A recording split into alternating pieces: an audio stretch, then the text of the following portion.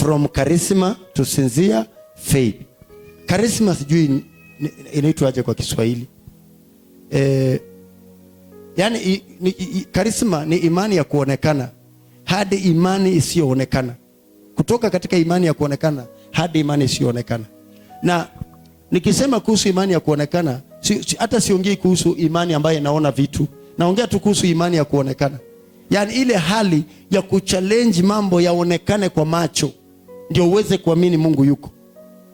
So nasema charisma, unajua ni ile hali. Charisma sijui wanaita aje. Nafikiri ni kama msisimuko kama nini. Lakini ni ile hali ya kuweza kufuatwa na watu ama na vitu ama na kitu kwa kuweka mambo ya kuonekana. Kama wanasiasa wanakuanga na charisma, hata Wakristo wanakuanga na charisma. Saa zingine unakuta mtu binafsi ukiwa unaomba na mambo yanatendeka na miujiza inatendeka, alafu huwa unajenga imani ya kwamba Mungu anaweza, hii Mungu atafanya, hii Mungu atafanya. Sasa imani hiyo ambayo umejenga katika Mungu atafanya, imani hiyo ni imani nzuri, lakini inafika mahali penye Mungu anataka akutrain kumwamini wakati afanye, akufundishe wewe kujua yeye ni Mungu hata wakati hajakutendea kitu. Mungu anafika hapa, na kuna vile Mungu ametembea na watumishi wake sana katika Biblia. Tukisoma habari ya Petro pamoja na watumishi wengine wengi katika Biblia, unakuta ya kwamba Petro alikuwa na Yesu, akaona miujiza ya Yesu, akaona mambo mengi. Kwa hivyo Petro akaamini Mungu ni Mungu anayeweza, akaamini hakuna kitu Yesu hawezi fanya. Lakini Petro alifika mahali penye akawekwa katika hali ya kutokuelewa hapa kutaendaje. Moyo ukamwambia hakuna Mungu. Nakumbuka wakati wenye Yesu ameondoka, ameenda na Petro amebaki, na kwa hivyo Petro aliyebaki akaanza kuona mambo yanakuwa magumu. Miujiza yenye aliona Yesu akifanya, saa hiyo Petro hafanyi, kwa sababu imani ya Petro ilikuwa imewekwa katika Yesu wa miujiza. Yesu anapoondoka akienda, Petro akaona hiyo miujiza haioni tena. Hiyo vyakula alikuwa anaona Yesu akifanya haioni tena. Petro akasema nafaa kuachana na hii imani empty, maana Yesu hayuko, kwa sababu haoni vitu ambavyo Yesu alikuwa anafanya. Petro akaamua kwenda kutafuta vitu ya kuonekana, samaki. Maandiko inasema akaita wanafunzi wenzake wakaenda kuvua samaki. Ninafanya introduction tu sababu muda umeenda sana. Haleluya.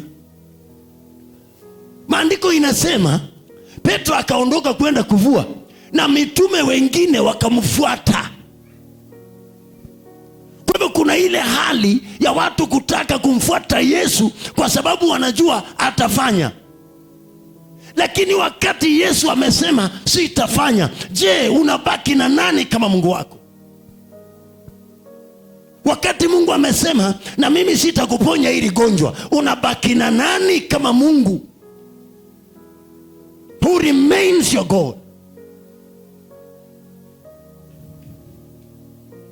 Petro akasema, kwa sababu ile karisma ya kwamba Bwana tumeenda. Sasa unajua wanaenda wanafanya miujiza wakijua Yesu anangoja miujiza yetu. Wanarudi wamejichocha. Sasa hiyo najua wameshikilia makoti kwa mabeka. Wanamwambia Yesu, nakuambia mapepo yote ya magonjwa ilienda, vifungo vilienda. Na Yesu anawaangalia, anajua hawa imani yao bado katika miujiza na mwili. Alipoondoka tu hivi, Petro akasema hivi tu sasa mimi sivioni tena. Akarudi kuvua samaki. Akasema nataka ile naweza ona na macho. Saa hiyo ninajua alikuwa anavua kwa imani. Alikuwa anavua kwa imani. Imani ile ya msisimuko, si imani ya kweli. Anavua samaki lakini kwa ile imani ya msisimuko. Anajiambia lakini si Mungu atasaidia tu nitavua. Hakupata kitu na hiyo imani yake ya msisimuko. Hakupata kitu. Imani ambayo imeegemea kwa msisimuko inakuanga limited. it is limited. Wakati unaishi ukijua Mungu atafanya tu, Mungu atafanya tu, Mungu atafanya tu, sasa imani hiyo ya Mungu atafanya tu iko na upungufu. Shadrach, Meshach na Abednego walijua Mungu ako na mambo mawili, anaweza kuwaokoa na pia anaweza acha. Walisema,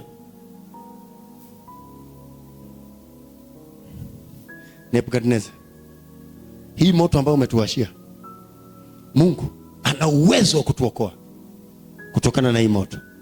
Na wakamwambia, lakini ujue hata asipotuokoa tunamwamini na tutamwabudu. Kwa hivyo ikawa imani yao haibebwi na hali ya kutolewa kwa moto. Imani yao haibebwi na hali ya kutendewa. Imani yao haibebwi na hali ya Mungu ni mzuri, anatupenda, atatusaidia. Imani yao inabebwa na kwamba Mungu ni Mungu, hata wakati ametenda, hata wakati hajatenda, hata wakati umefunga ajili ya magonjwa na hajafanya, yeye ni Mungu. Hatabadilishwa na hali yako, iwe nzuri iwe mbaya, haimbadilishi Mungu. Kwa hivyo Mungu akakusudia kutoa watu wake katika msisimuko, awatie katika imani ya kweli ya kwamba Mungu ni Mungu. Whether he does it or not, he will not change. Hallelujah. God is a God who never changes. Praise Jesus. God is not changed. God is not dismayed by our circumstances. God is not dismayed by our situations of life. He is not affected. He is not influenced by miracles. The move of God is constant. God does not change with the change of our situations of life. Mungu habadilishi na hali zetu. He remains God. Na imani ya mtu ikimjua kama Mungu, hata wakati wa majaribu unamwambia Bwana. Saa zingine unaweza taka Mungu akufanyie kitu, na hiyo ndio imeweza Wakristo. Acha nikwambie kitu moja imeweza Wakristo, ni hali ya kutendewa na kutotendewa. Hali ya kutendewa na kutotendewa. Hiyo hali imeweza Wakristo. Na ndio maana Biblia inasema sio wote wasemao Bwana Bwana watakaoingia katika ufalme wa mbinguni. Lazima ujue unasema Bwana kwa misingi gani. Kuna mtu anayesema Bwana Bwana kwa sababu alimponya magonjwa, na ikirudi atamuita nani? Kama Mungu anakuwa Mungu wako kwa sababu tu alikuponya magonjwa, na magonjwa ikirudi anakuwa nani? Kama Mungu ni Mungu wako kwa sababu tu aliponya ndoa, na hiyo ndoa ikiharibika atakuwa nani? Je, atakuwa Mungu kwako bado ama atabadilika? So charismatic faith ni imani ambao inategemea hali ya kutendewa na kutotendewa. Yesu akasema hawaye yote akitaka kufuatana na mimi lazima ajikane. Yaani akubali mateso iliyo ndani ya wokovu. Saa zingine kumfuata Yesu kuna kuletea shida huko nayo. Hello. Saa zingine kumfuata Yesu kuna kuletea ungenye ujai kuwa nayo. Ujai kuwa na shida nyingine. Halafu sasa ukianza tu kumfuata Yesu, shida inaanza. Ndoa inaanza uchungu. Kwa sababu umemfuata Yesu. Saa zingine uchungu fulani inaanza, ambayo inaanza kwa sababu ulimfuata Yesu. Kudharauliwa kwingine kunaanza. Kutuziwa kwingine kunaanza. Majaribu ingine inaanza.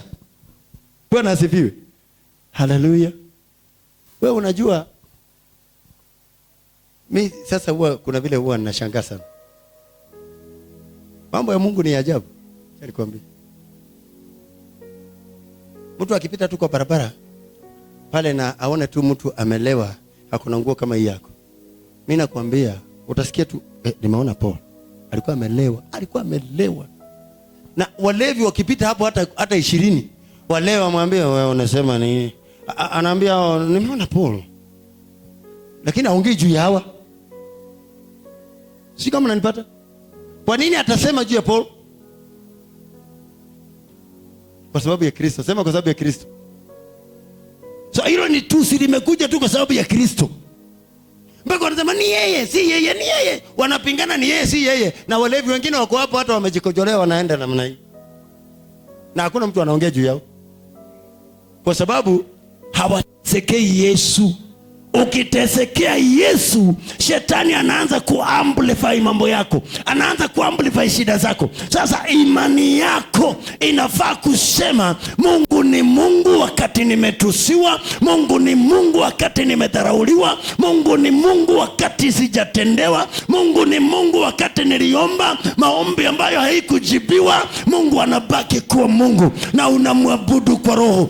Unamwambia Bwana, haukutenda hii, lakini wewe ni Mungu. Ninakupa shukrani. Baba, nilipitia mateso, hata nilipofunga nikakutafuta, shida yangu haikuondoka, lakini ungali kuwa Mungu wa pekee, Mungu usiyebadilika, na unamwabudu. Unamwambia Baba asante, hata kama wewe ni mgonjwa. Unamwambia Baba asante kwa sababu niko hai. Hata kama umekufa, unamwambia Baba asante kwa sababu nimekufa ndani yako. Hata kama shida iko kwa ndoa, unamwambia Baba asante, maana wewe ni Mungu. Hata kama ndoa yangu haitapona, unabaki kuwa Mungu wa pekee, maana Mungu ni Mungu asiyebadilika.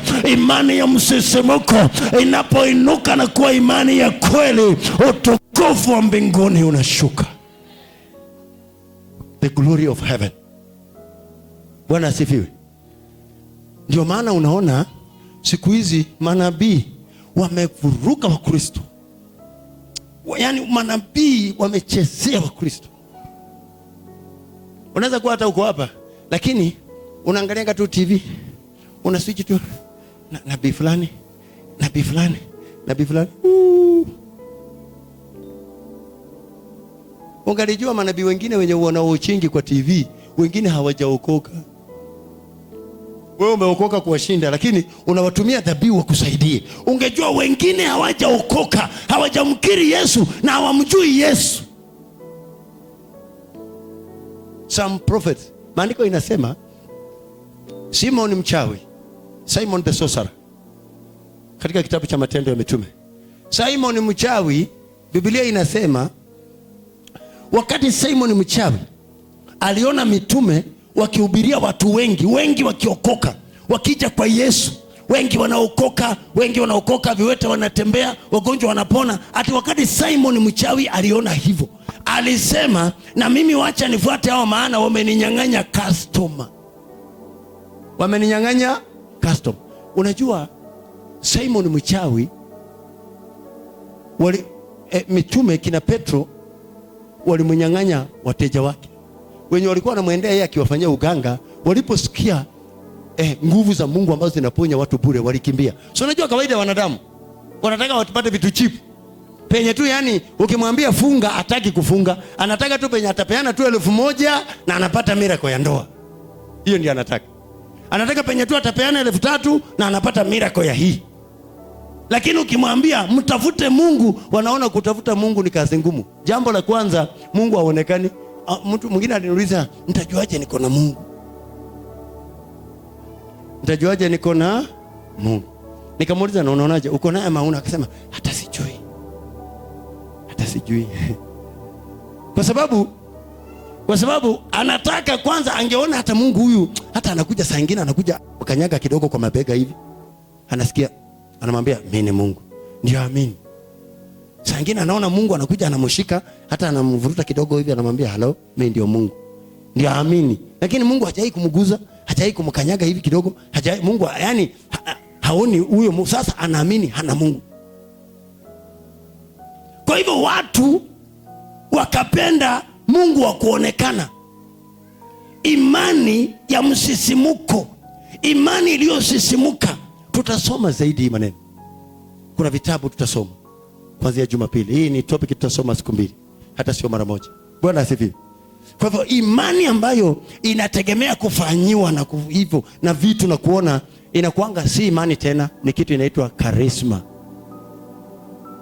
Sasa mtu akikuzwa kutoka hapo, hakuwe na imani. Bwana asifiwe. Kwa sababu mimi huwa namwambia Bwana kwamba ni nini kwani kinafaa kunitenganisha na upendo wako? Wokovu wako Bwana, nini kinafaa kunitenganisha na? Nikitafakari napata hakuna. Kwa sababu Mungu akinitendea ama akose kunitendea, siwezi kumwacha. Hata nipitie mateso inakaaje, mimi siwezi kumwacha Mungu. So atanisaidia, najua atanisaidia. Bwana asifiwe. Yeye ndio Mungu na yeye ndiye. Petro akamuuliza, Bwana, wewe kwako ndio kuna uzima, tukikuacha tenda wapi? Kwa hivyo Mungu akafuatilia hiyo. Alipomwendea akivua samaki anamuuliza, "Si ulisema mimi ndio na uzima? Na hutaniacha. Sasa mimi nafuatilia hiyo maneno ulisema. Nimekukujia." Ati alipovua samaki, maandiko yanasema Yesu alipoingia kwa boat akatoa samaki nyingi. Baada ya kutoa samaki nyingi, Yesu Petro hakuchukua hizo samaki tena. Alikunja wavu wake na akaacha hizo samaki. Akasema, Bwana, nimeamua kufuata wewe kwa sababu wewe uko na nguvu na wewe unaweza. Hiyo siku ndio Petro alipokea imani. Lakini tangu miaka 3 alikuwa amekaa na Yesu, alikuwa hajaiamini. He had never believed before. Unaweza kukua kwa kanisa na unanga imani. Kazi yako unasema tu nitatendewa lini, nitatendewa saa ngapi. Watu ambao wanashingi wakisema nitatendewa lini, nitatendewa saa, na waombi. Tukiitisha maombi wewe ukuji. Lakini unasubiri nitatendewa lini. Yaani hautaki Mungu lakini unataka kutendea. Sure. Hata ukiwa kwa ndoa na unasema mwanangu anipendi, alafu haumpiki, haumfulii. Unaona? Yaani wewe umpiki bwanako, umfulii nguo, ulimemwacha tu, una haja naye. Alafu wewe unasema bwanangu anipendi. Shughuli. Mungu anataka hata wewe uchukue hatua ya gharama kwa sababu yeye ni Mungu. Sio kwa kumpembeleza akupe vitu, sio kwa kumpembeleza akutendee, kwa sababu yeye ni Mungu. Jesus is Lord. Jesus is God. Umwambie Bwana, let me give you this secret. Mungu amengoja hiyo stage. Mungu anangoja hiyo stage. Ile siku utawahi ingia hiyo class. Ile siku utakuja ingia tu class, upate peace. Useme, I have Jesus. Ndio sijalipa rent lakini niko na Yesu. Na upate peace ya kwamba I have Jesus. Hapo ndio mtaanzana na Bwana. Na kuambia Mungu atakuonyesha maajabu. Kwanza ataanza kuonyesha kwa ndoto. Na ukiwa unaona saa zingine wakati hauna imani, wokovu wako inakuanga ni kama iko fake. Fake. Ni kama ndoa mambo leo. Sema ndoa mambo leo. Ndoa mambo leo kwanza hizi za majenzi. Si ndoa. Si ndoa. Mtu anakuambia nataka Bwana. Kwa nini? Nataka Bwana wa kunisaidia. Kufanya nini? Kulipa rent. Nataka Bwana wa kunisaidia. Siku hizi 99% ya vijana wanachoose kuolewa na wazee wakungu ambao wako na magari na pesa. I'm telling you the truth. Why? Hiyo si marriage. That's not marriage. Hiyo ni business. Ya kwamba nataka nikuuzie mwili wangu, unilipe pesa. Hana haja na ndoa. Siku hizi ukiuliza vijana, unataka bwana wa aina gani sana? Nataka mwenye ako na Mercedes. Wewe mwenyewe unataka mwenye ako na Mercedes, wewe mwenyewe hata uwezi kupata pesa ya mafuta moja. Unataka bwana ako na Mercedes. Kwa sababu imani ililemaa. Na sasa hiyo unakuta mtu ameenda kanisani kuomba apate bwana ako na Mercedes. Si imani tena. Naomba Bwana atuhurumie kwa jina la Yesu. Bwana badilisha imani zetu. Kile kinafanya shetani anatesa wa Kristo ni kwa sababu imani ya Wakristo huwa fake. Si imani ya ukweli. Paulo anaambia Tito, ama sijui ni Timotheo, nafikiri Timotheo. Anamwambia nataka uwe na imani kama ya mama yako Lois na nyanya yako. Imani ambayo ni ya ukweli, imani ambayo haitegemei vitu, haitegemei pesa, haitegemei ndoa, haitegemei kitu. Imani ambayo inakufanya kuwa mwana wa Mungu. Unajua kuna mwana wa Mungu na kuna parasite ya Mungu. You can be a parasite to God. charismatic faith makes people parasites. Unajua parasite? Wangapi wanajua kitu cha parasite? Parasitic relationship. Unajua parasitic relationship? Mahusiano ya kiparasite. Inakaa aje? Wale wamesoma agriculture. Inakaa ya kukula kwa mwingine. Mmoja ndiye anafaidika, mwingine hapana. Hiyo inaitwa parasitic relationship. So hiyo ndio uhusiano wa Wakristo mambo leo na Mungu. Kazi yao ni kufyonza Mungu, kufyonza Mungu. Mungu akiambia, "Sasa si uniabudu." Sina time, nimechoka. Si uenda kwa ibada uombe, "Sina time, nimechoka." Si utoe tithe, "Sina pesa nyingi, nina madeni." Si uniabudu, "Nimechoka sana. Bwana wangu hataki, bibi yangu hataki." Si utoe tithe, "Niko na deni, wacha nilipe kwanza. Nitakuja kwako baadaye. Wakati wa shida, Mungu nipe." Paka unambribe Mungu, paka unamnyonga. That is called parasitic relationship. Mahusiano ya kiparasite. Mahusiano ambayo Mungu hafaidiki na sisi. Mungu haoni tunda kwetu. Mungu hachuni tunda kwa mili yetu. Mungu anafaa kuchuna matunda kwetu. Matunda ambayo Mungu anachuna kwetu ni wakati tunasababisha wengine kuokoka. Na Bwana anangoja tufike hiyo stage. Uone vile atakulipua na miujiza. Uone vile atakulipua na mapato. Uone vile atakulipua na afya. Bwana anangoja tu ufike mahali umwambie, "Mungu wewe ni Mungu hata wakati mambo yameharibika." Mahali penye unakuwa stress free. Yaani unasikia mambo ni magumu, alafu unajiambia, "But I have Jesus, I'm fine." Na unasema, "Thank you Lord." Sasa hiyo unaenda kwa moto, unaenda kuchinjwa. Unasema, "Thank you Jesus because you have me and I have you." Na unatulia na unakuwa comfortable ya kwamba because I have Jesus it is well. Na sasa hiyo unaenda kuchinjwa. Sasa hiyo umefutwa kazi, umeshapata barua na umeambiwa hutarudi kazi hapa. Na unasema, "Jesus, hii barua nimefutwa, ni kazi ama ni wewe umefutwa kwa maisha yangu?" Na Bwana anakuambia, "Ni kazi tu." Na unasema, "Thank you Jesus, I have lost a job but I still have you." Na unaridhika. Sema sincere faith. Sema imani ya kweli. Wakati mtu amepokea imani ya kweli, hapo ndio unaanza kuona maajabu kwa Bwana. Jamani, si Mungu akusaidie uone maajabu. Si Mungu akuhurumia jamani, utoke kwa mashaka na wasiwasi. Si Mungu akusaidie uache kuogopa watu. Si Mungu akupee wazimu tu fulani yenye yani unakaa crazy. Haujali watu. Bwana asifiwe. Mimi hata sijui mtu amesema nini, hata sijui mtu amefanya nini, hata sijui kumendaje. Mimi sijui. Mimi sijui hiyo. I'm telling you the truth. I don't care. I only want to care if I have Jesus or not. Jesus, are you with me? Yes, sir. Bwana akiniambia yes, I am with you. Namwambia thank you, sir. Tosha, I'm fine. I am fine. I am fine. Bwana kupatie neema ya kwanza kuridhika kuwa na Yesu. Bwana kupatie neema ya kufurahia kuwa naye. Bwana kupatie neema ya kuenjoy uwepo wa Mungu. Kutojali ni nini kimefanyika. Surrendering all to Jesus. Unamwambia Bwana, my worries and my cares, I surrender them to you. I want to live a stress-free life. Sasa unajipea stress juu ya magonjwa. Alafu wewe unajua stress huongeza magonjwa. Wangapi wanajua? Stress huongeza magonjwa.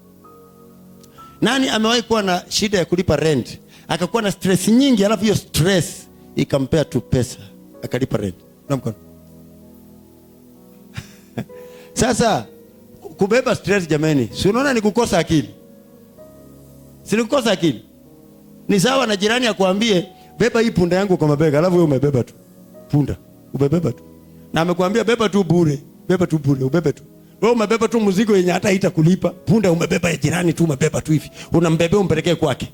Inaweza tembea yenyewe, maisha inaweza kujisolve kwa sababu uko na Yesu, lakini umeamua kubebana nayo. Si uache itembee, si uache punda itembee uwekelee kiboko ikimbie. wewe utembee free. Umebeba mizigo ya nini? Umebeba mizigo ya stress, umebeba mizigo ya mashaka, mizigo ya ndoa. Sasa hiyo nitafanyaje? Basi wewe fanya kile unataka. Kama unadhani ndoa itapona kwa kujiua, kunywa sumu, ndoa ipone. Kama unadhani itapona kwa kukuwa na stress sana, wewe kunywa hiyo sumu tuone. Maana Yesu hajakuacha.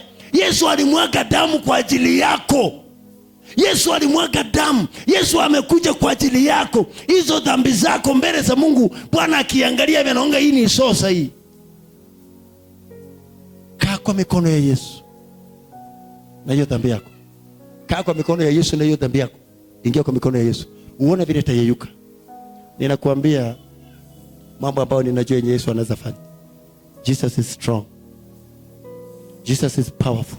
Jiweke kwa mikono ya Yesu na maana hii. Unasikia kitu fulani imekulemea, ni dhambi aina fulani imekulemea. Ingia tu kwa mikono ya Yesu, mwambie Baba, nibebe.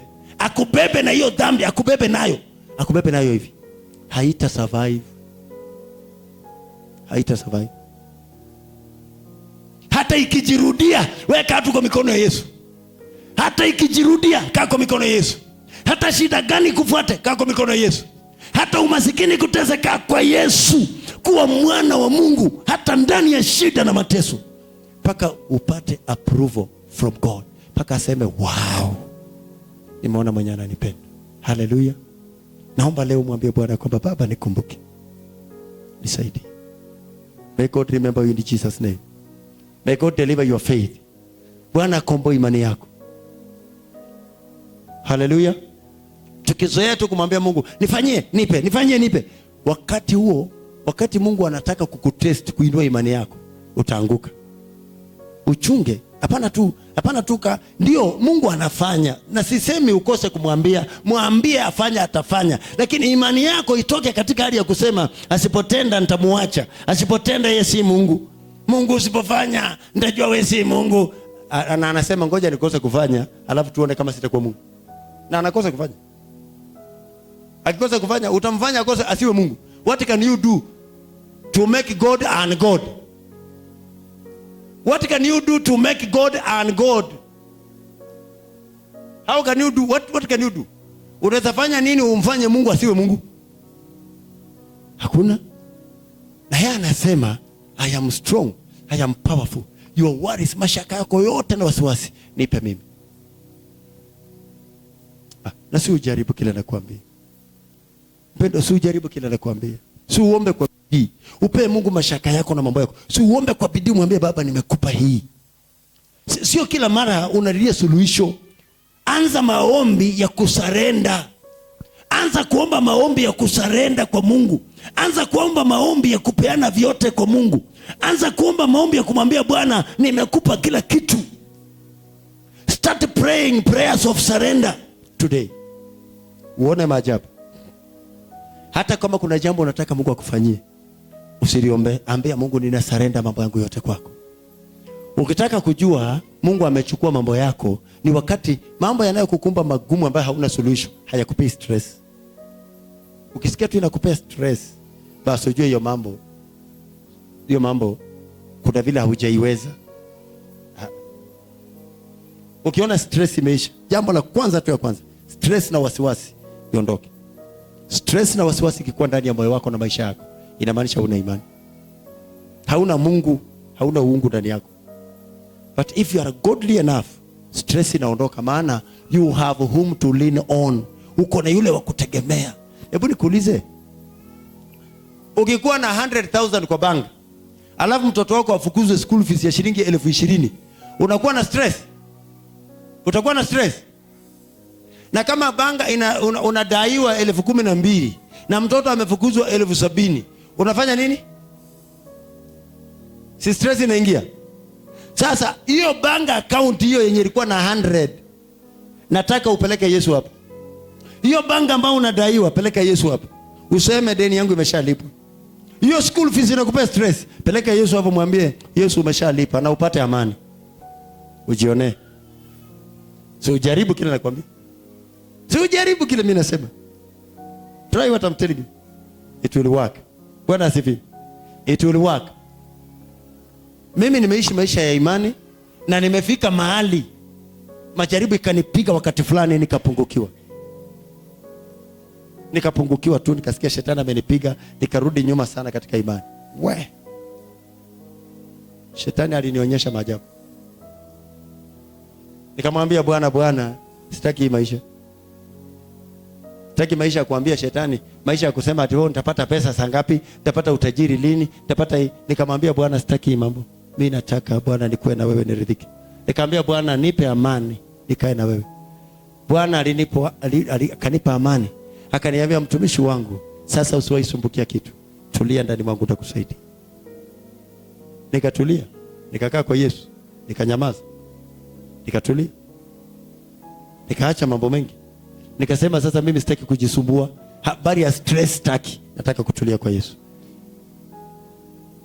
Ukichukua mambo yako, your cares and your worries and give them to Jesus, I'm telling you, utaona mambo ya ajabu. Jesus will show you wonders. Hallelujah. Bwana asifiwe. Naomba usimame leo umwambie Bwana, ukipenda Baba, chukua mashaka yangu. Ambia Bwana, I am surrendering all, including everything. Surrender them to Jesus, including your sin. Don't worry about it. Surrender to Jesus, including your fears, your cares, your worries. Submit them to the Lord. Ambia Bwana, nimekupatia. Ambia Bwana, nimekupatia mashaka yangu, nimekupatia wasiwasi yangu. Ongea tu na Bwana, mwambie Bwana, nimekupa mashaka yangu yote.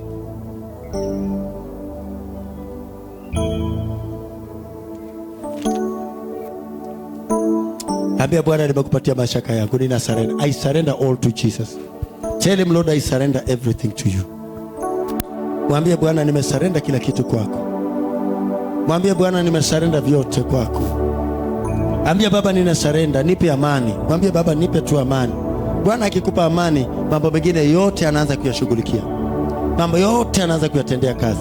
Na amani ambayo Bwana anakupa, hiyo ndio ufalme wa mbinguni. Hiyo ndio utakatifu. Ile amani utasikia ukipata, hiyo ndio inaitwa utakatifu. Hiyo ndio inaitwa wokovu wa Bwana. That is the salvation of the Lord. Jesus is salvaging your heart, ambayo shetani anataka kumaliza. God is delivering your heart from the bondage of sin, from the bondage of worries of the world, from the cares of this world. Bwana anakomboa roho yako, anairudisha kwake na anaituliza. Unatulia ndani ya uwepo wa Bwana, unatulia ndani ya wokovu wa Bwana, kwa sababu Bwana anakupenda. He is your God.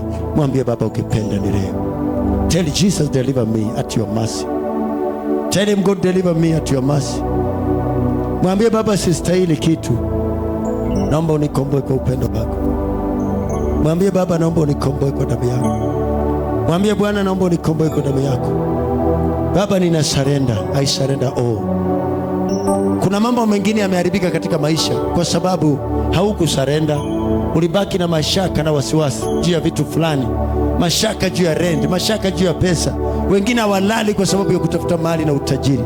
Utajiri ukiitafuta kwa nguvu zako na mashaka na wasiwasi, haiwezi kukuja. Hata ikikuja inakuja na uchungu. Lakini ukitulia kwa Bwana, Bwana anakupa amani, Bwana anakupa wokovu mpya, Bwana anakupa msaada, Bwana anakupa utakaso mpya, Bwana anakupa kibali kipya, Bwana anakupatia nguvu, Bwana anakurehemu.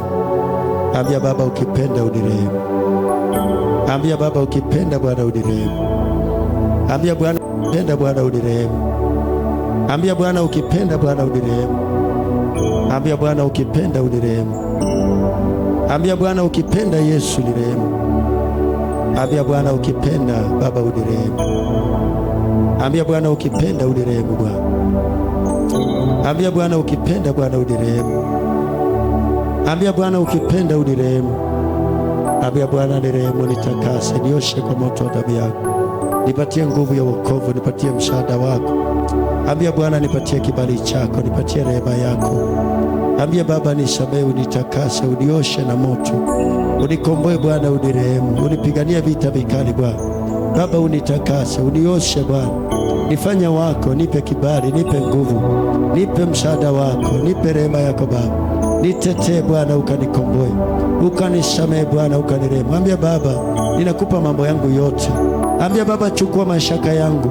Ambia Baba, chukua wasiwasi yangu. Ambia Baba, chukua mambo yangu yote. Ambia Baba, chukua wasiwasi yangu. Take all my cares, Jehovah. Deliver me Jesus, deliver me today. Ambia Baba nifungue, ambia Baba nifungue, nitakase. Ambia Baba ninakupa mashaka yangu yote.